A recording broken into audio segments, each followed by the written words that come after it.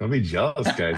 The beard is on point today. Look at this. It really is. Looks trim. You look thinner because of it.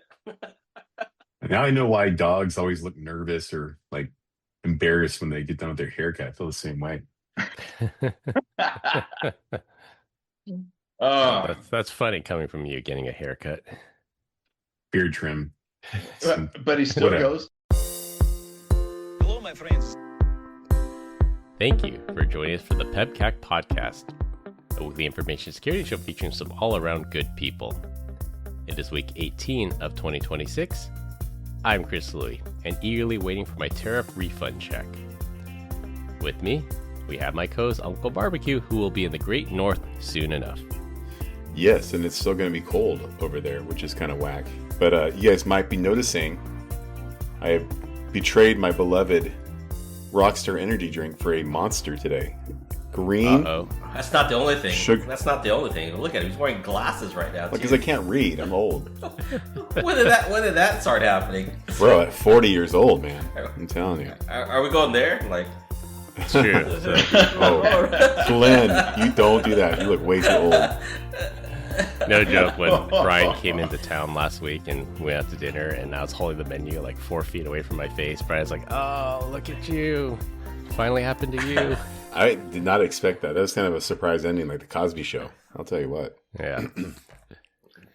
Yeah, I think I could still see things like about here. Yeah, I'm good, but yeah, I think I'm getting to that age where I have to hold things further away from my face to be able to read it. You have an iPhone extra large with the character set all the way to like 28. Doesn't make it any less fuzzy, Glenn. Doesn't make it any less fuzzy. I thought this was a judgment-free zone. We're not calling each other out yet. So which one do you think out of the two in my hand? I have a Rockstar, and these are both the sugar-free ones, and the Monster sugar-free. Which one has less calories, green or white? Well, if zero White. sugar, they should be little to no calories. So 10 versus 25. And then which one do you think has more sodium? Oh, Monster for sure. All right. Monster. All right. Monster has this more sodium, 17% of your daily intake in one can. Rockstar, 11%. So That's not too bad. That's still high. Yeah. It's not too bad. What are you talking about? That's like the biggest lie of our, like the whole Kaiser Soze of our modern society is this sugar-free Monster. Like the white Monster, I picked one up maybe it was a couple of years ago. 43% of your daily sodium intake. So sure, you're not ingesting 8 tablespoons worth of sugar, but you're ingesting 8 tablespoons worth of salt instead. that's why you're always bloated. Wow. You're like a human I tossed it. trash can, garbage bag, just a garbage bag full of mashed potatoes walking around, jiggling to the oldies. I had no time for that. Oh, good. And we have Glenn Medina, who's in the middle of a crappy situation right now. Go on, Chris. Why? What is crappy? Oh, he actually It looks like you just had he to did. step away. He stepped away from the show to deal with said crappy situation. I'll let him explain it when he gets back. Montezuma's revenge. I reckon. As you can hear, I guess this week is the returning unofficial 4th co-host of the PEBCAK, Ben Coral. Welcome back, Ben.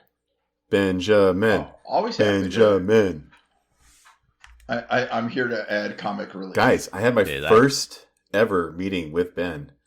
And like they gave him like this microphone that like supposed to sit on the table. And he's like, I can't do this. So he stood up, pacing the entire room with a sit down microphone. It was kind of funny watching him try to manhandle this this Couldn't get you a flaccid lapel mic. device. Yeah. But it was fun. He did a great job though. I was impressed. Well, that's the thing. Give me a microphone. I'm going to talk, but don't expect me to sit in one spot. Yeah, that's too Not much. going to happen. That's fair. And the audience loved him. That's the other part threw me off. I was like, I thought we were going to be against this guy. But no.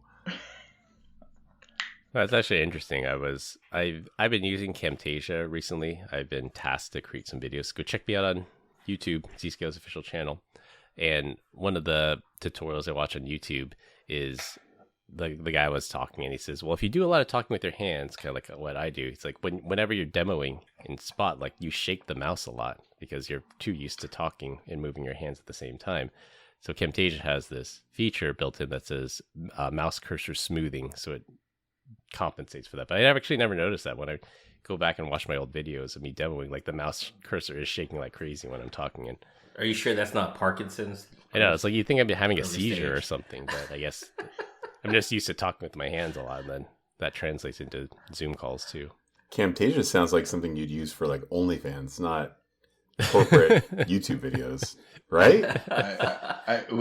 I've got a copy. My yeah. usage versus your usage, your mileage may vary. It is a great piece of software. They moved a subscription model, so I'm not happy about that, but I'm grandfathered What's in it? that It's cheaper perpetual than was license. it GarageBand? Is it? What's the other one that is it? Something Studio for Apple. They have something very similar, right? Final Cut Pro. Yeah. Yeah, that's too powerful for what I need. I'm good with Camtasia. Yeah. So I actually bought Camtasia back in 2020 when I was first setting up my Lightboard. I wonder if that license I bought would still work. License to just, Yeah, you're on the Still perpetual good, you license. just I have think to they pay. changed maybe 2 years ago. Interesting. Yeah. Yeah, you can go back. You and just download. can't upgrade to the latest one. Exactly. They'll Yeah, just give I'm you- stuck on 2023, which is fine. It's fine for what I use it for. Yeah. I think same. Lord knows what I need. I need a prayer. Glenn is back, as you can hear, and I introduced you and said you're dealing with a crappy situation right now. I heard. So, yeah. I heard. Thanks a lot. No, you So- don't want to elaborate on that, Glenn.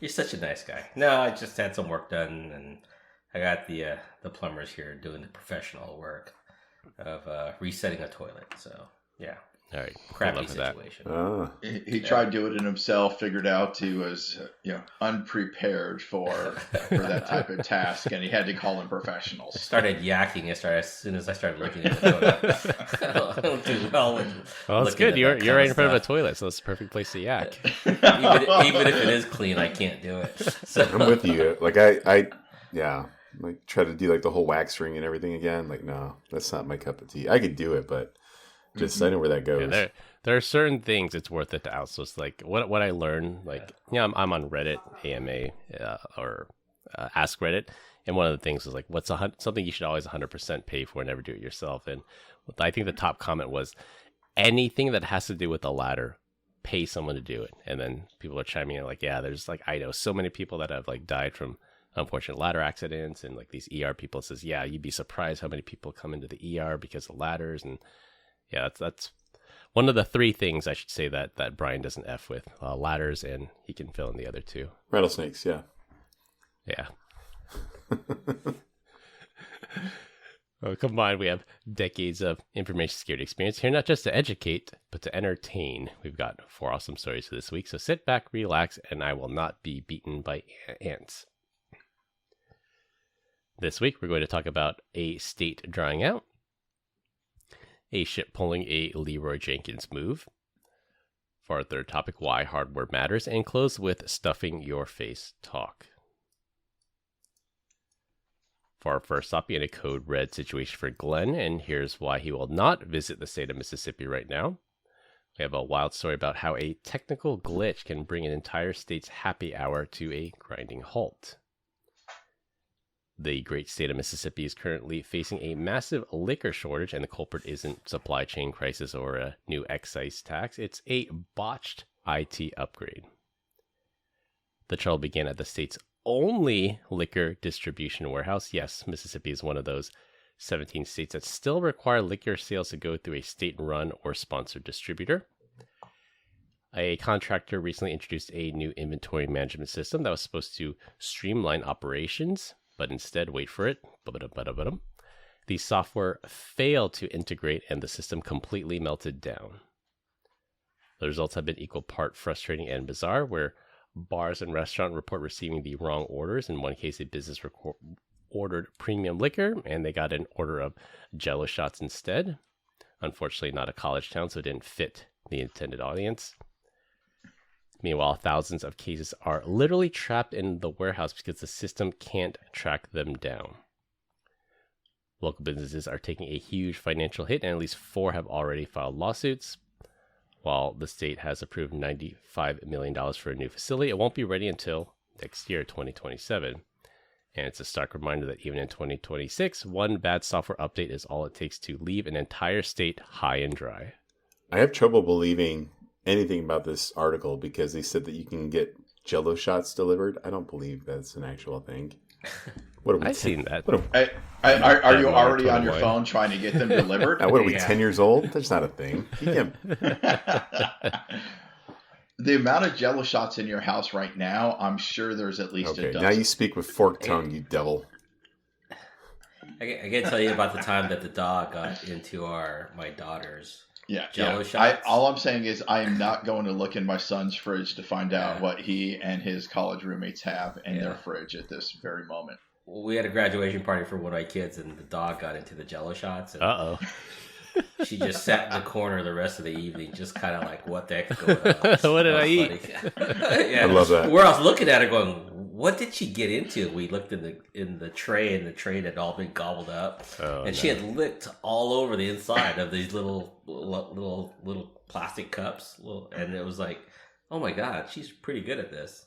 So, yeah. That was funny. The dog's okay?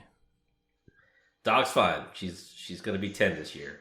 So I think she learned her lesson. She didn't have to go to the world was spinning for her at one time. No doggy rehab? No doggy rehab. That's good. That's precious. And no repeat occurrence. It's I remember what that smelled like. Yeah. It was. Have you guys, you only make once. Have you guys ever tried to... Must have been like underage drinking for a dog, right? So sorry. Have you guys ever tried feeding hamburger to a cow? I just wonder what would happen. I have not ever done that.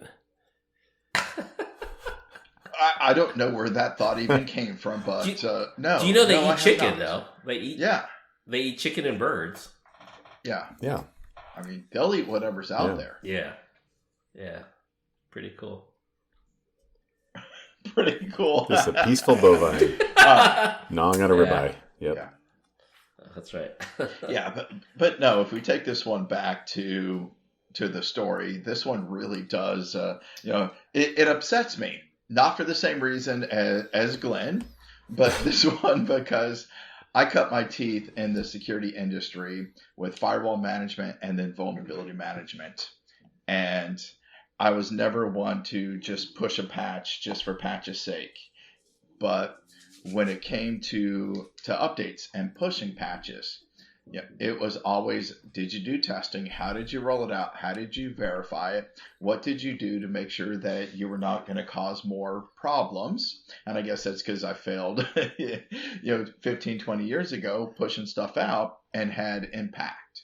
So in this day and age now, how in 2026 are you pushing a patch that does more harm and takes down an entire facility?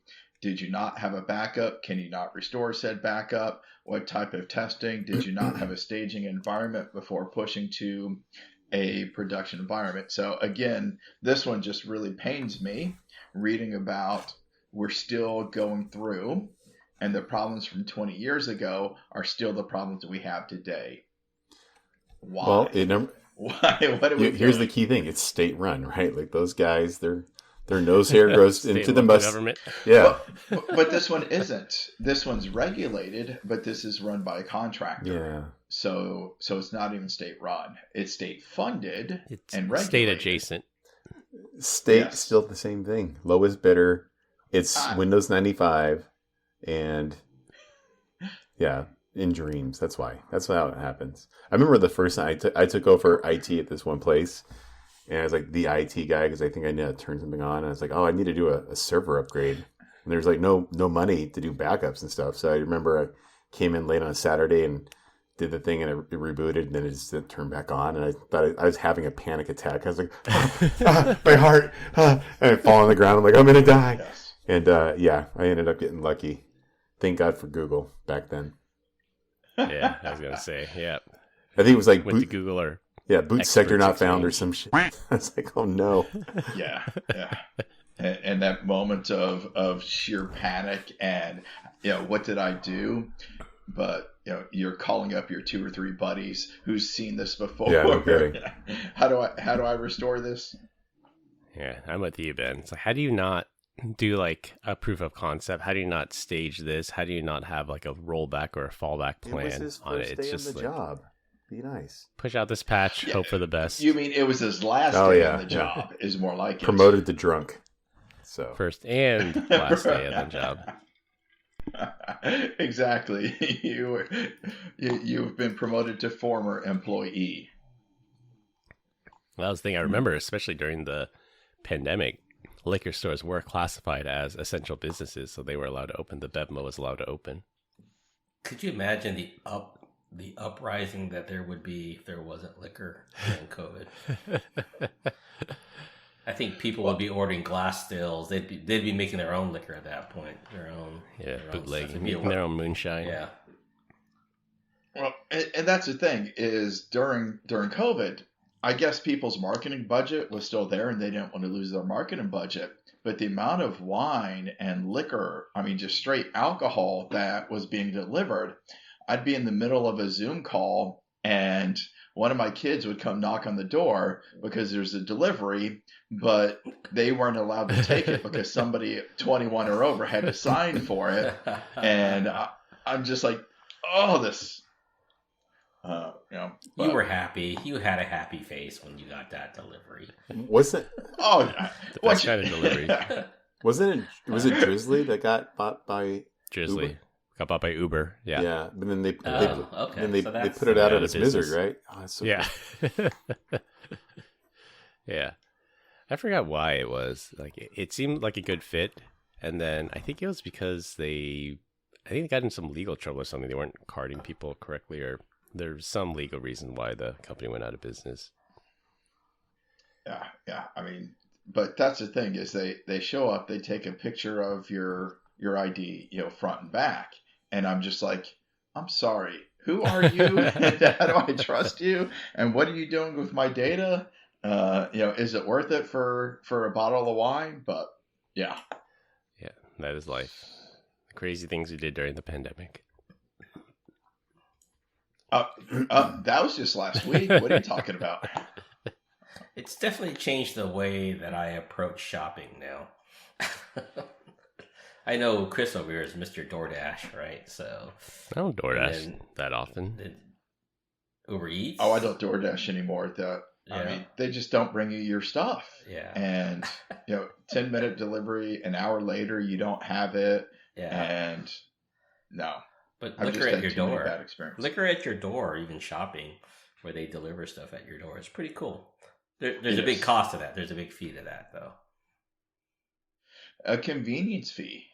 It's double the price of the actual thing, of the actual thing 100 you're trying to buy. Yeah, but 100% of the alcohol in my house was delivered to me during COVID. Because if I don't, I'm trying to think. If I buy anything that was not, that's a lie. I have one vat. I don't know what you would call it of Cheetos that it's lasted me almost 6 years, and it's on its last leg. Handle. Yeah, it has a handle. That's for sure, and it's You're almost thinking gone. of it. No, that's called a handle. It's not a vat. It's technically called a handle, Brian. I'm sorry. It's a uncultured lot. swine. For our second topic in your you should have seen this coming story of the week. A dangerous new scam is targeting ship owners caught in the middle of a geopolitical crossfire. As of late April 2026, hundreds of ships are currently stranded west of the Strait of Hormuz due to a dual blockade involving Iran and the U.S. Maritime security firm Marisks has issued an urgent warning about fraudsters posing as Iranian authorities. These scammers are reaching out to shipping companies asking them to pay a, quote, transit fee in cryptocurrency, and your vessel will be granted safe passage through the strait. The reality is, and I bet most of you can see where this is going, these messages are fraudulent and have no official backing from anyone in the Iranian government. In fact, the firm reported that at least one India flag vessel suspected of falling for the scam was met with actual gunfire from the IRGC after attempting to pull a Lee Ward Jenkins and go through the strait. Leroy Dragons! So do not redeem the code. Why did you redeem the code? I love that Leroy Jenkins trying to go through. I took a moment and I'm like, Leroy Jenkins, and then boom, I remember the reference quite well. So it's like, I hate you, Leroy. We got to get one of my Leroy's favorite back. clips of all time is when Joe Rogan discovers Leroy. Like he has a girl gamer on, and she makes the reference, and Joe Rogan's like, what's Leroy Jenkins? And they watch the video together, and he just like dies laughing because it's like so absurd. Exactly. Oh yes, love it. But no, I've been reading another book, and yes, I love to read books. I love to audiobooks, all of those. And I'm currently reading a book, FAIK, far as I know, Perry Carpenter's, and it's all about deepfakes, disinformation, AI generated deceptions, and all of that. And it really starts off saying, how long have we as a civilization been taking advantage of other people's? And as far back as you can go, Since the lies beginning and of time. deceptions. Exactly, the beginning of time. It's almost like the first thing we figured out how to do was lie to each other. But this is just the next iteration of that. It's the same behavior, just the latest topic of how the reality in life is there are no shortcuts. There's no easy button. Wait in line like everybody else. And if somebody walks up and tells you, for $100, I'm going to take you to the front of the line, all you're going to do is lose your current place in line. There are no shortcuts. Yep. There's no free lunch. No. It's just funny because like it's at least plausible that if you pay, because Iran themselves said that they'll grant you toll. If you pay this toll, they'll let you through for as $2 million. And they wanted to be paying crypto, either Bitcoin or USD Tether. So other people are just like, I just contact a bunch of shipping. It's a numbers game. You send this message out to enough shipping companies, eventually one of them is going to pay up. Yes.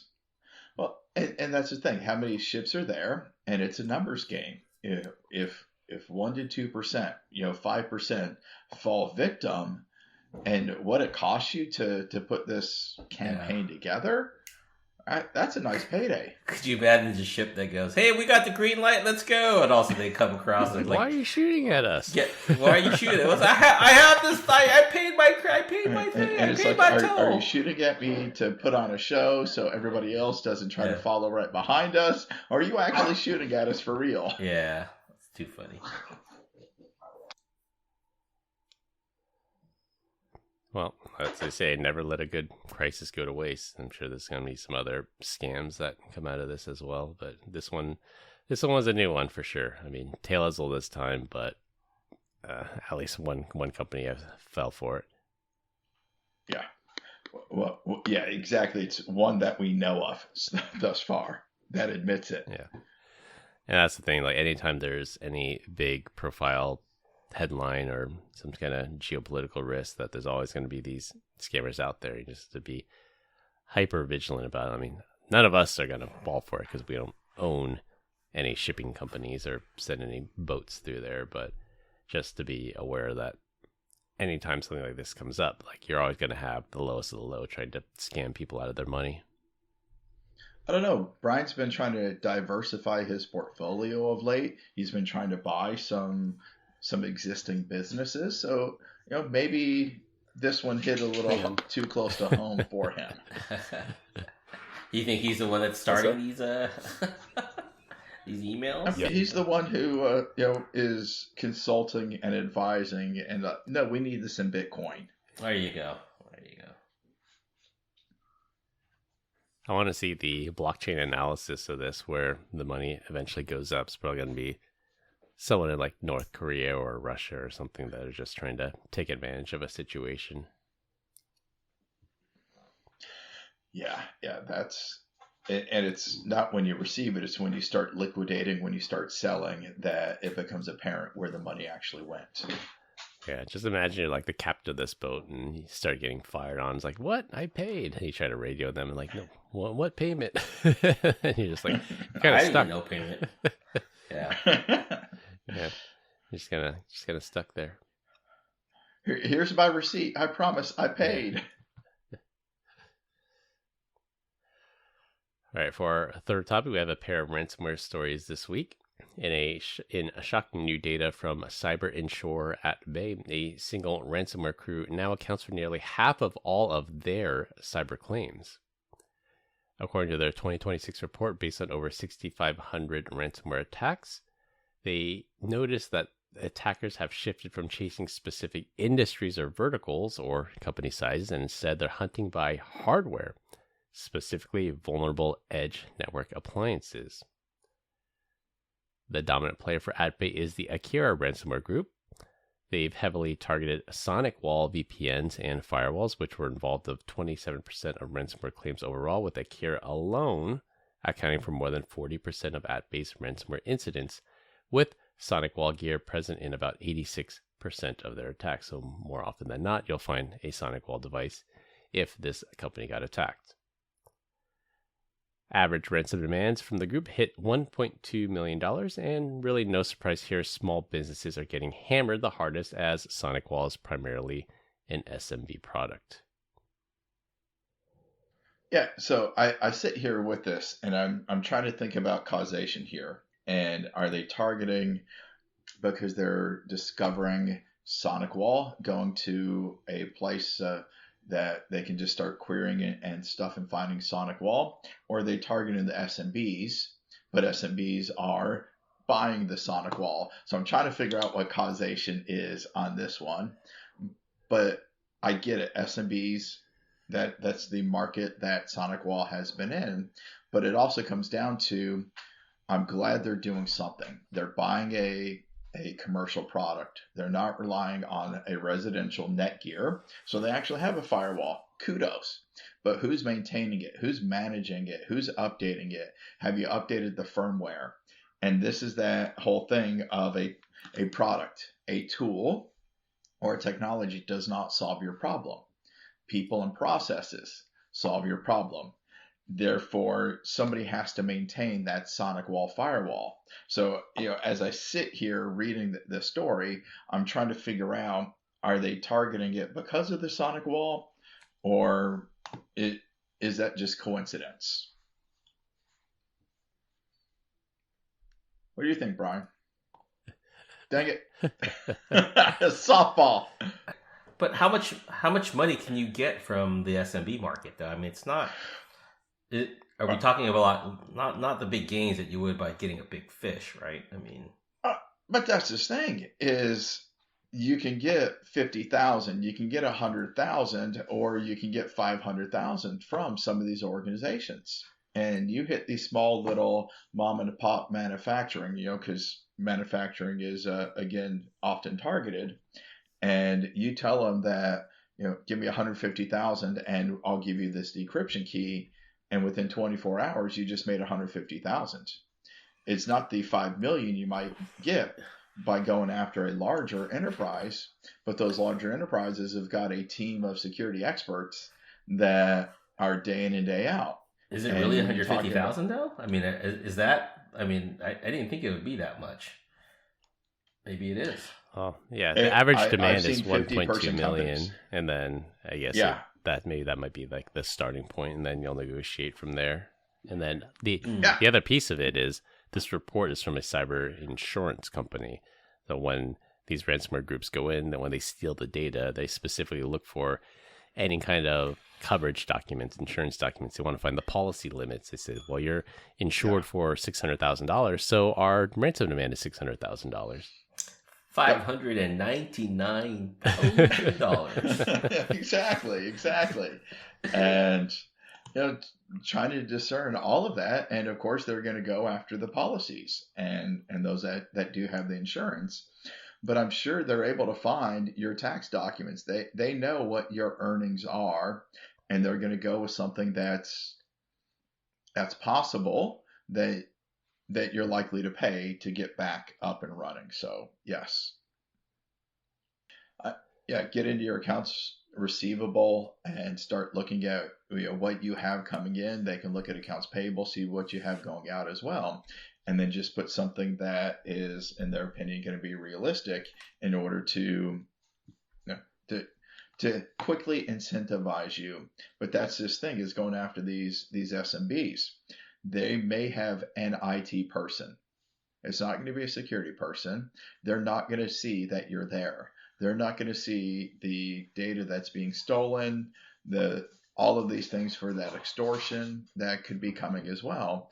They're not going to see any of that likely. Maybe that if they're lucky, they have an MDR service or an MSSP, but by and large, I'm imagine they're not going to know that those attackers are even there. Quick programming note: I was on mute, Chris, so I'm going to re-ask that question or restate that since it's not on the audio. So obviously, if these hackers are doing their job, right, they're going to be in there. They're going to know what kind of free money you have to pay for this extortion and whatnot. So you're not just shooting, at the sky hoping that you get in the dark. Yeah. And that helps the target selection too. They get those kinds of documents. They know who the big fish are. They know who's insured specifically. And I think at some point that's why the hackers were actually targeting insurance companies. They wanted to get the list of who has cyber policies, go after them, and then they know that it's more likely you'll get a payout if this person has cybersecurity insurance, because it's not their money, it's the insurance company's money, and they're much more likely to pay. Yeah, but as I've told companies in the past, even if you have insurance, realize if you make a claim on your insurance, your premiums are going to go up if you are still going to be insurable. Be very mindful when making these claims, because your premiums may quadruple, or they may say your risk is too high, in which case you're going to have to do a lot of investment and improvement in your program to show them why you are not a high risk. You're actually insurable at that point. Yes. Yeah. Backups. Bulletproof backups. Offsite backups. Yes. For our second ransomware topic, the Kyber ransomware group is now advertising that their ransomware is post-quantum ready. Their new strain of ransomware reportedly uses post-quantum cryptography, so even those quantum computers being run by the NSA can't get your data back. Now, is this an evolution of ransomware or more of a marketing gimmick? See, I always say that attackers are going to move faster than defenders. And, why are defenders going to move faster than attackers? If they don't have to, I get that. But attackers they just think outside the box. They're more entrepreneurial in their thinking. They want to be a step ahead of the defenders. And why? Because they want to make sure they get paid at the end of the day. They want those payouts. So is this a marketing gimmick? Is this a public service announcement? All of those. I will say that it seems plausible to me. It doesn't really matter either way, because there's no quantum computer today that can break RSA. So fine, use RSA. Even if you use AES, AES is not an encryption technology that'll be broken with quantum computing. It's RSA that's at risk for that. So why not just use AES, encrypt all the data, and you're fine. So at least to me, this sounds like more a marketing gimmick, because everybody would just use AES to bulk encrypt the data. I thought we were moving towards the quantum resistant. I'm looking at my notes right here, and it was going to go from remember when we had TLS 1.2 and then the 1.3. Really, the only change there was zero RTT, and then all of the crappy ciphers turned off. Right, it was kind of the strength and Diffie Hellman. PFS is mandatory. Yeah, and so it looks like the post quantum is the MLKEM version. Are you guys familiar? No. I know Kyber is one of the approved ciphers. Dilithium is one of the approved ciphers. Yeah. So supposedly that's I believe that's what we are doing in the realm of enabling those things. where it's applicable, right? So if Facebook were to support that, then we can negotiate that and then save it. So not negotiate it down. That way, if there was an error or a point in time where there was like a replay attack, like China had it and we're doing it, this would be kind of a post-quantum resistance cipher from what I understand. Yeah, that's the danger of crypto, is the harvest now, decrypt later. Yeah. That the NSA or GCHQ or China's PLA, whatever, they're hoovering up all this data now, and they say we know we can't decrypt it, but eventually we will be able to, and that's why we want to implement PQC, post quantum cryptography. But in terms of ransomware, it's like you can either decrypt it or you can't decrypt it. Even the strongest modern, even the legacy ciphers, RSA 2048 or 4096 plus AES, like that's nothing can break it. Like there's a reason ransomware is profitable, is because people can't decrypt their data even if you throw quantum at it. Yeah. But this isn't a harvest now, decrypt later problem. It's I need my data today, not in 20 years when we have these quantum computers. Exactly. And even if they could crack that in a month, can you live without that data for a month? This is why people are willing to pay. But also the other issue you have is, if you pay for that, can you still, even with the key, will your data decrypt properly? Can you get your systems back? And then do you ever trust your systems? Because at some point, attackers were on there. Did they put backdoors on there? So are you restoring your data? Even if you end up paying this ransom to get that key, how trustworthy is that system? I'm going to say it's never going to be trustworthy. But you at least got your data again, that you can now at least back the data up before rebuilding, restoring, doing all these other things. So, yeah, that was like, I don't think getting the keys is the key. And that was like Barracuda a while ago, that they said even upgrading to a current version of the software, the firmware, reflashing it, like starting from scratch, like the malware persisted. They said the only solution to fixing this problem is throw your Barracuda in a shredder, we'll send you a new one. Like that was the only solution to the malware problem that they had. Yes. And that's scary. And, that persistence. And this is why there's the articles that have been going around of where were those chips manufactured? Where was all of this hardware put? At what layer is this malware going to be? Is it not just running in memory? Is it not just running in, but are you infected down to your hardware? Yeah. What are the supply chain risks of that? Is our US NSA, through the Snowden leaks, they've showed that they've intercepted these like Cisco routers in transit, even with tamper resistant or tamper evident packaging. The NSA has found ways around it. They've opened up the box, put their custom malware on the device, resealed the box, and no one was the wiser once they received the box. Yeah, and that's scary because that's not one country, one government entity who's doing that. That is a trait that is being used by others. Yeah. Nice somber thoughts. Nice to leave you with. Nice thoughts to leave you with. All right, for our last topic, it'll be a rotating topic every week. This week we're going to talk about, is there anything you would eat that you would make yourself sick because you couldn't stop eating it because it's so good? And I think since Brian added this to the docket, I think he has some thoughts on this. So we'll start with you, Brian. Yeah, I was thinking about this the other day because I went out to eat and I was like, you know what? I'm gonna indulge a little bit. And later that night, I was pregnant in bed, just absolutely crowning, bloated throughout my mind. It was just like, oh, it hurts so bad. Like I was having trouble breathing. I was so full. But then I kind of made a little bit of a list here. I think undoubtedly I could probably eat Taco Bell to the point where I just probably die. Like I don't think there's me stopping. It's not because of lack of resources or time. It would just be like he ate himself to death maybe.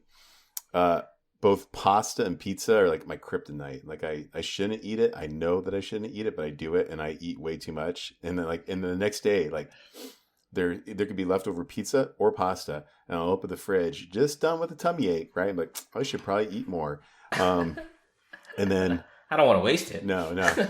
And then there's these things called like an Italian ice. It's like these little cups, like shaved ice. I can't like eat gelato. No, not like gelato. It's not cream, but cherry, lemon. Yeah, there's a strawberry and cream one that's, oh my gosh. Anyways, like I can't eat any less than 2 of those, and I already know that I shouldn't have any. But I do remember specifically one time last year, probably in the fall, in which I think I ate 8 one night.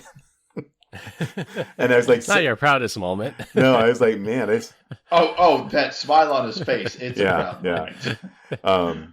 Undoubtedly, like just that, like just anything that's really bad for you, right?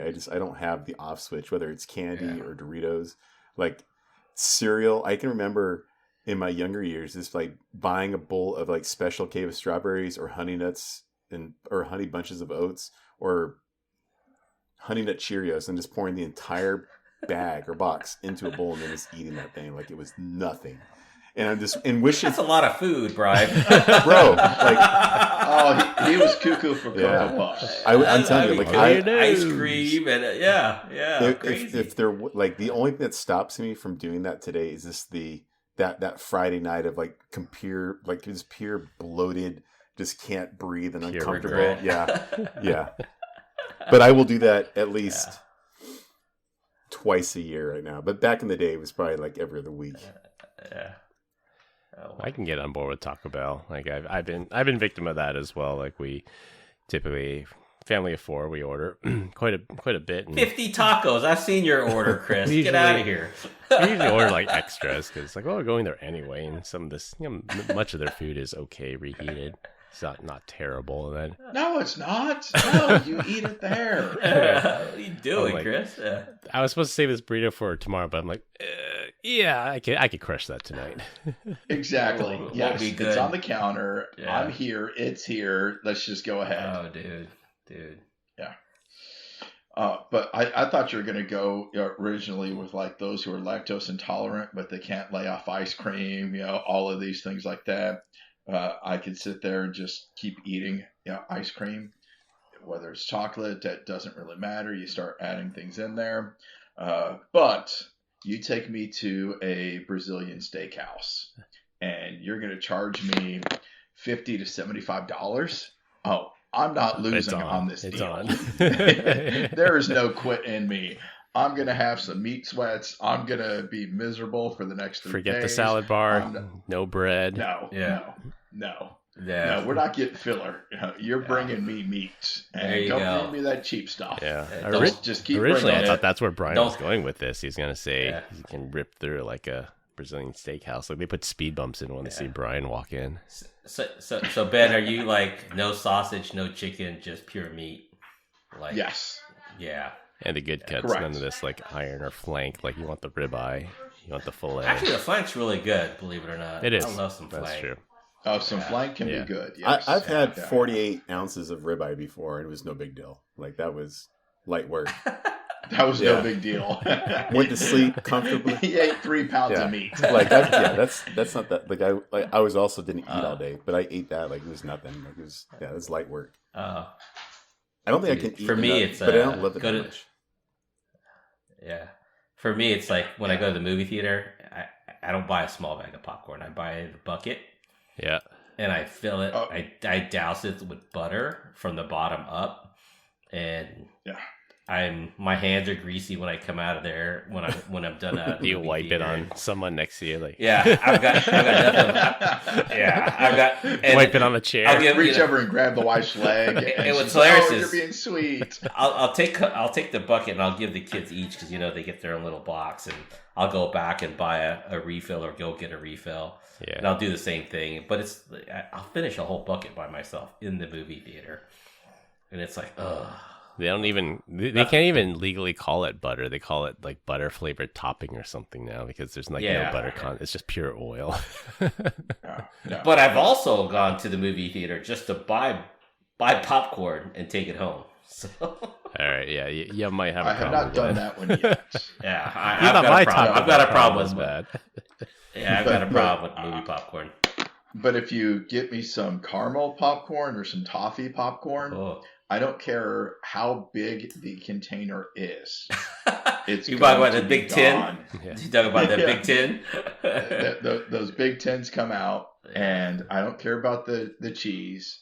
Maybe the butter's okay, but the Yeah. caramel, or you give me some toffee, and there you go. that it's just gone. Yeah. That's hilarious. That's awesome. Yes, I will say my weakness is flaming hot Cheetos. I definitely have a soft spot for that. I remember specifically this one time I flew out to go see my college roommate. He was graduating from grad school right by you, Brian, at ASU. Mm-hmm. And I don't remember how big this bag of hot Cheetos was, but one night I wouldn't say I destroyed it. I ate a significant amount of this hot Cheetos bag, and the next morning I woke up, my eye was all bloody because I ate so many of these hot Cheetos. I'm like, I'm What sure that the was heck? terrible for my health. And then, yeah, like the blood vessels in my eye had popped. Haven't people died Wow. from eating that type of flaming hot Cheetos? I don't think people have died, Glenn, but it definitely was not my proudest moment. Yeah.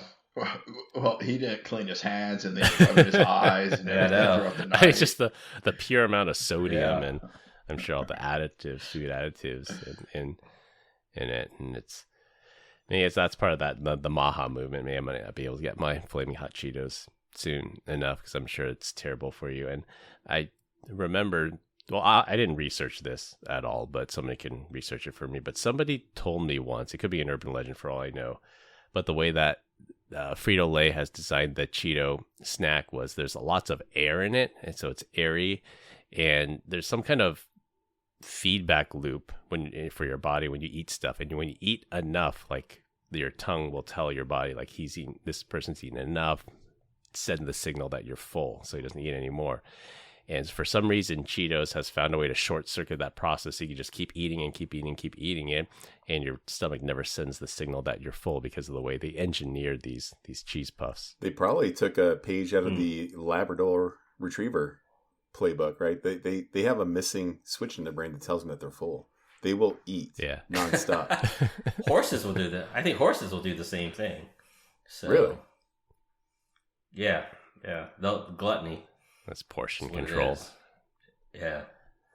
Yeah, so that's eventually what I had to resort to was the old adage, never eat out of a bag, always eat out of a bowl. So that's what I've had to instill a little bit of self-discipline there so I don't eat the That's entire okay. bag I of know. Cheetos. People actually do that. Yeah, but then I go back and I refill the bowl, and then I refill the bowl.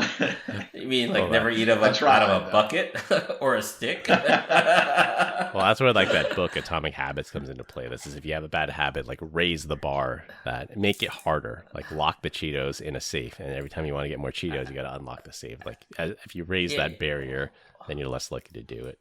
Who is the person that defines what a bad habit is? I think that's a good habit.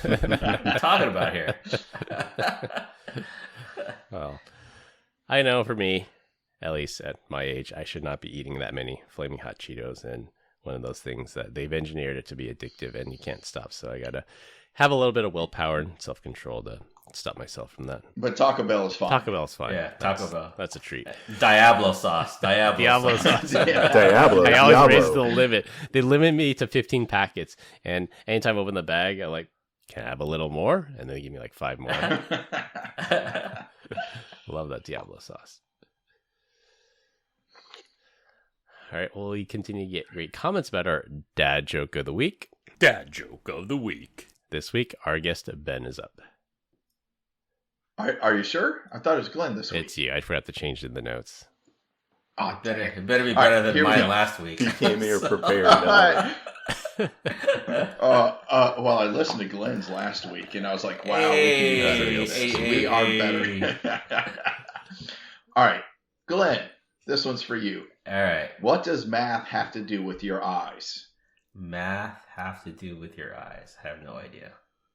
A focus on division.